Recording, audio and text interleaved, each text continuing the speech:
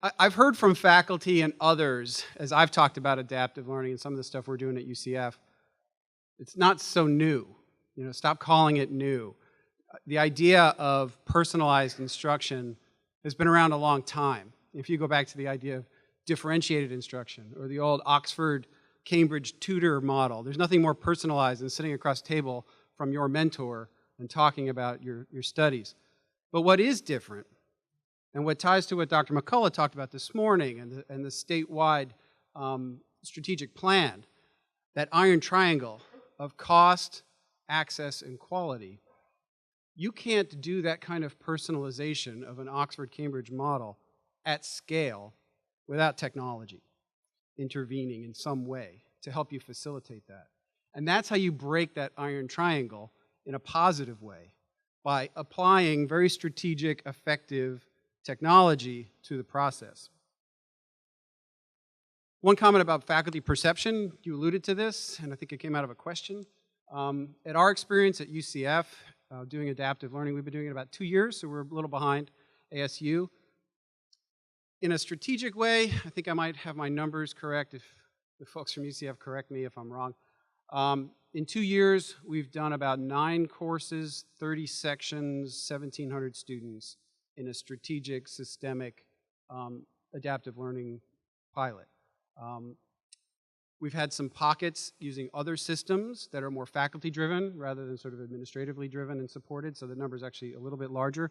But what we have found, almost unanimously, is that the faculty who have participated in it have come back to do it again. And they didn't have to. And we haven't been able to really give them the kind of buyouts and stuff because we haven't had the kind of grant funding that ASU has had. And I think that's a big testament to the fact that this is working for them to make their lives a little bit easier. Because that's the whole point, to improve student success and make your lives as faculty easier. And so that's been encouraging to us, that the faculty come back and want to do more. They want to extend the content in their courses, give different options. I describe it sort of as a coral reef. The course is kind of never done. It just keeps growing and getting more interesting and colorful over time. And you get more options for students, and overall, it's been a really positive experience. Dale alluded to the idea of the kinds of systems that you can consider. And in our mind, when we first started looking at this, we put them into 2 broad categories. Those that had courseware associated with it, content associated with it, and those that were more content-agnostic platforms that you put your content into.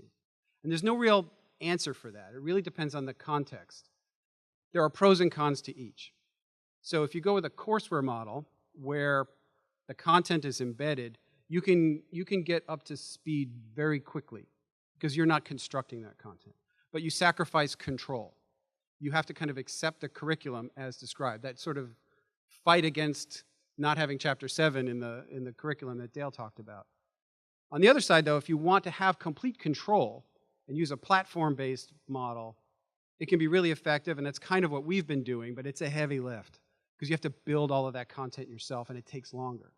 So there are advantages and disadvantages to each, and what we're probably going to do next is try to find some middle ground where we're going to be pulling in some OER or some OpenStax content into the platform to kind of use as starter content, if you will.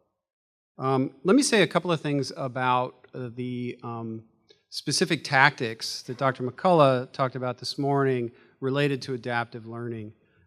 There are, I would say, 3, one directly related, where it mentions it by name, kind of combined with competency-based education. The state really is interested in pushing the envelope in innovation, particularly in CBE and with adaptive learning.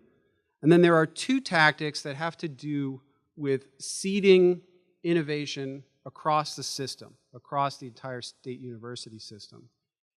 And we've sort of combined them into a single kind of approach.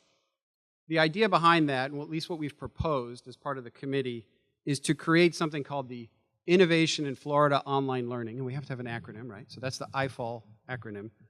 And the idea behind that is that they would have funding through some centralized governance process, maybe through the Florida Virtual Campus, maybe others, but it would be widely representative, including faculty from across the system, who would prepare an RFP and a rubric for evaluation for institutions and faculty across the system, possibly to include the college system or others to be determined, to propose innovative projects that would be funded on campus. And there would be, of course, probably be incentives for partnering across the system, or maybe partnering with commercial partners, or maybe others, ASU maybe, to improve and increase the innovative practices across Florida, again, to impact that iron triangle.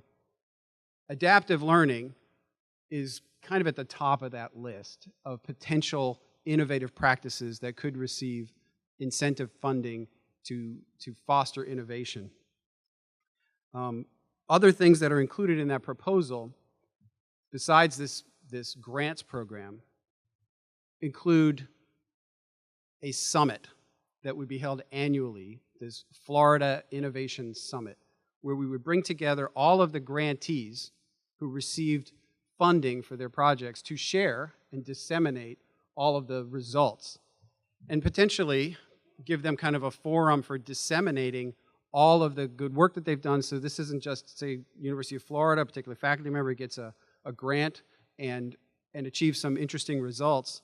Well, we'd love for that to not be kind of locked up here in Gainesville, but to be shared with the rest of the system so everybody else could sort of benefit from your learnings, and how can that be scaled?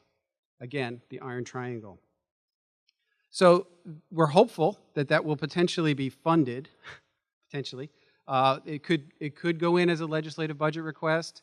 It could also go in as some sort of a modified LBR with funding pursued through foundations, Lumina, Gates, or whoever. Or if you happen to know a really wealthy person who cares a lot about adaptive learning, I have my cards. I will give you my number, and I'll share that with Nancy. You can take that back to Tallahassee. So we're excited about the idea. We're hopeful that this happens because we really think that this EIFL concept can serve as a mechanism for not just adaptive learning, but for all kinds of innovation, including some of the other things that Andy mentioned, like shared programs and shared courses, ways for us as institutions across SUS to start collaborating to really make a difference in the lives of students.